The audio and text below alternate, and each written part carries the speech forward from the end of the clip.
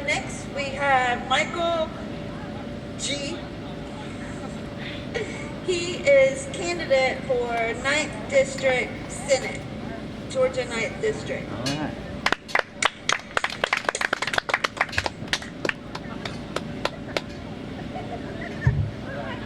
Thank you, Miss Aaron.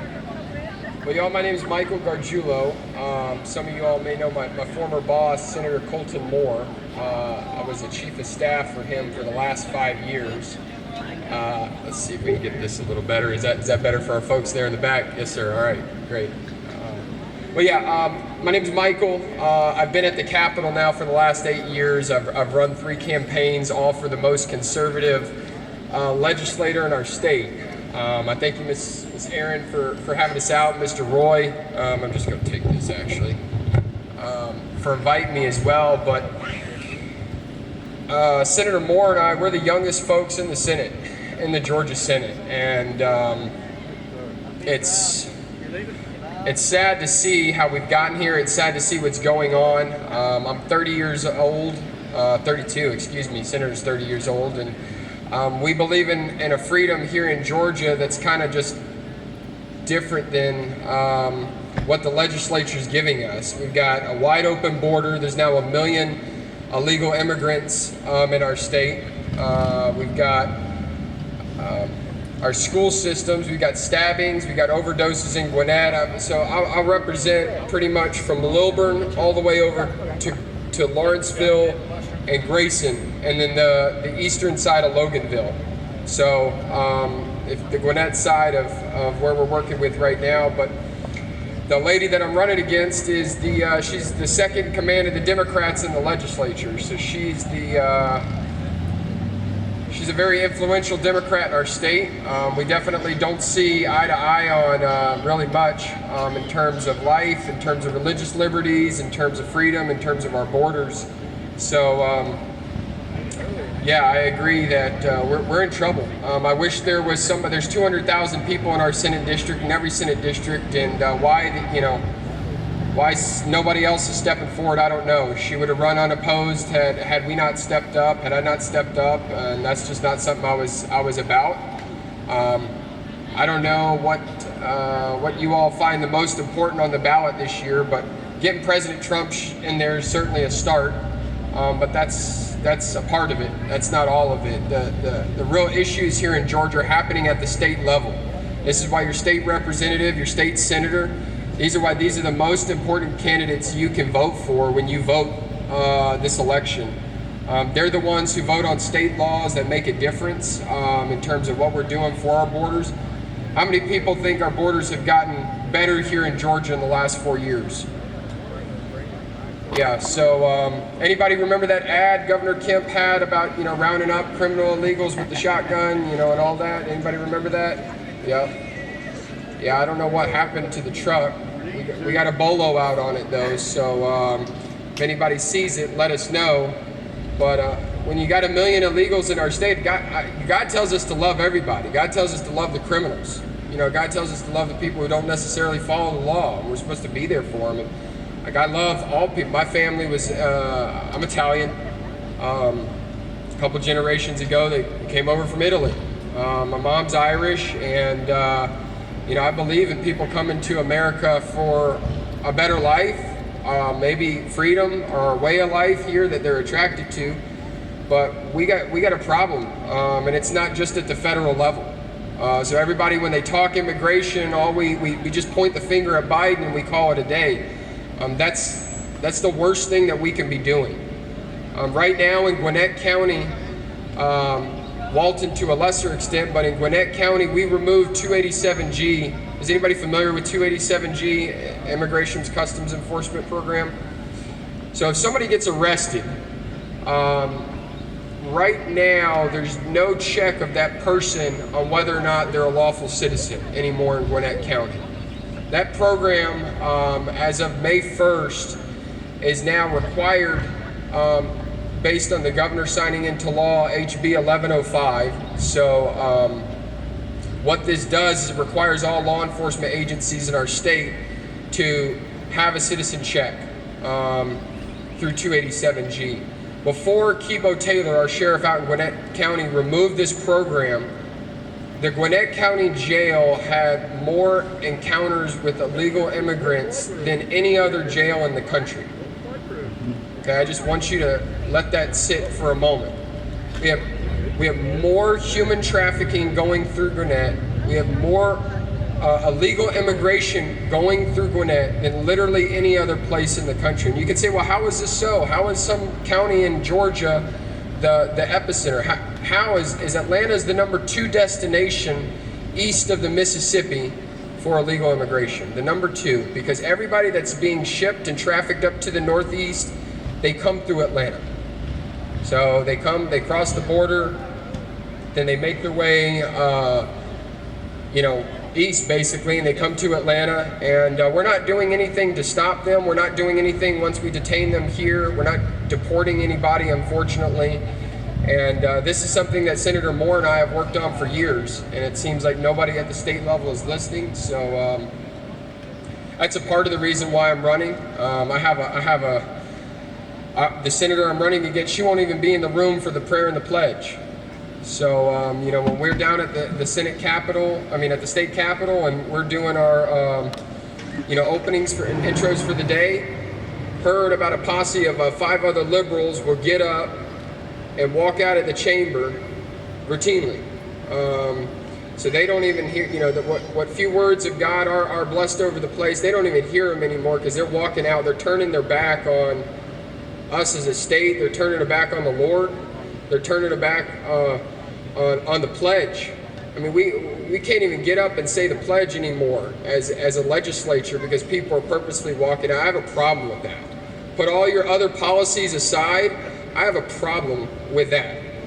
I don't have a family. I'd like to inevitably have a family, but you see all of these things going on as a younger person, and it just really bothers me. It bothers me why the youngest state senator in the whole state has got the most courage to stand up and deal with illegal immigration, to stand up and deal with the rogue DAs and Fonnie Willis. We got kicked out of the Republican caucus. Go with me for a moment. So 5 months before anybody said there's a problem with District Attorney Fonnie Willis, before anybody knew about the hanky-panky with Nathan Wade, before anybody knew anything, bring it. We were saying we need to investigate this situation. Some things do not smell right. Amen. Long story short, the Republican leadership said that we were wrong and that we were causing too much haywire in the legislature, and they kicked us out of the Republican caucus. So we were not allowed to be in any Republican-only meetings. We were not allowed to represent our people because they thought what we were doing and providing lawful legislative oversight, which is our job as legislators, over these district attorneys. You got the senior most law enforcement official being oversighted by the senior most legislator in that area. You can't do that anymore. We got kicked out over it. So y'all know how depressing politics is. Politics is not it's not a great business right now. It's hard to be involved and be excited if you're not in tune with the Lord. The Lord's obviously allowed all of this to happen. So to some degree, we have to embrace what He is putting before us, the challenges that He's putting before us. And this is a lot of why I'm running. I think the issues of the way people have dealt with these issues is just not working. We got a bunch of, we just got a bunch of plastic Republicans. I don't know how else to say it, unfortunately. Up and down our state, up and down federally. These issues, illegal immigration's been going on since when y'all were babies.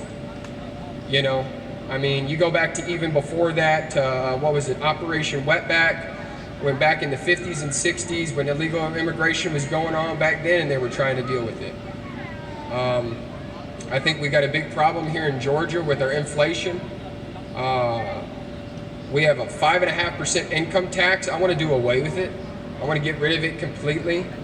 Senator Moore and I are the only two in the state that want to get rid of it. I don't understand how the two youngest people are the only ones in the state that want to get rid of the income tax, but maybe y'all can help me make sense of that.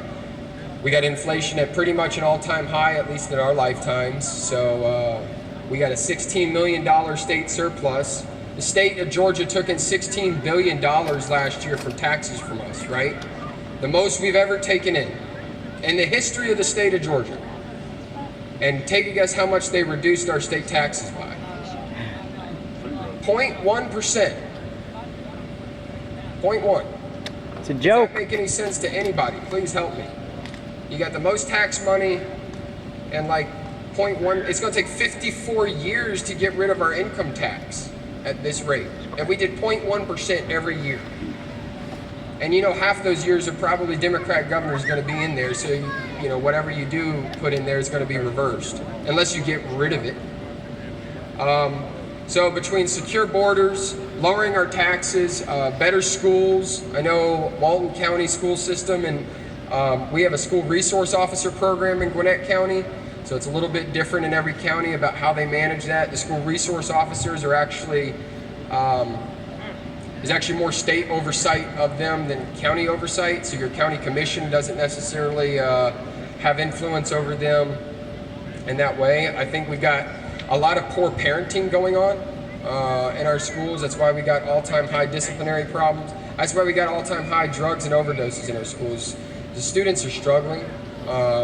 I know I wasn't the greatest of student. I had my issues. I got called to the principal office here and there, but when you got stabbings, now deaths, Berkmar High School. I mean, we've got, I don't know how many tragedies that have gone on over there, 20 minutes from here. So, safer schools, lower taxes, safer border, just conservative values. And unfortunately, nobody sees it like this anymore. In Gwinnett County, and now it's happening in all these counties, Hall County, Walton County. The creep is, it's going. And just as kind of wrapping up here, this is what's going to happen over the next 6 years. In 2030, we're going to have a gubernatorial election, and it will be the first time that the Democrats will likely have the ability to take over the legislature. So in less than 6 years from now, Georgia could literally flip from a Republican governor and a Republican legislature to a Democrat governor and a Democrat legislature, unless folks like us stand up and do something about it, stand up and pray over our state, stand up and pray for candidates who are putting themselves out there. So if you haven't thought about running, I know it's past the time of qualify, but if you haven't thought about running in 2 years, like, it takes a lot to put a campaign together. And I definitely encourage y'all, if you're here today, clearly you care. Clearly you care about where our state's going. So I definitely encourage you to think about running and standing up for freedom. I ask for your prayer too. Gwinnett's fully liberal now. We got a liberal sheriff, we got a liberal DA, we got a liberal commission. We got one commissioner who's Republican, Commissioner Holtkamp. You're not able to do anything with one commissioner, as y'all know. So it's coming, y'all. It's coming this way. It will be here in 4 years, with these high-density apartments that are going in everywhere. That brings in, a lot of times, a certain type of voting demographic, and that's what they want in terms of just packing them in and, just getting density up. So with that, I don't know if y'all have any questions, but Ms. Aaron, thank you again for just letting me share a little bit about what we're working on. My name is, again, Michael Gargiulo. I was running for Senate over in District 9, which is Gwinnett County, runs from Lilburn to Lawrenceville to Grayson to Loganville. So you can learn a little bit more about me at michaelforga.com. I've also got some just flyers here if you'd like. But yeah, thank y'all again for just hearing me out and just hearing our fight for freedom. So all right. I need y'all, please.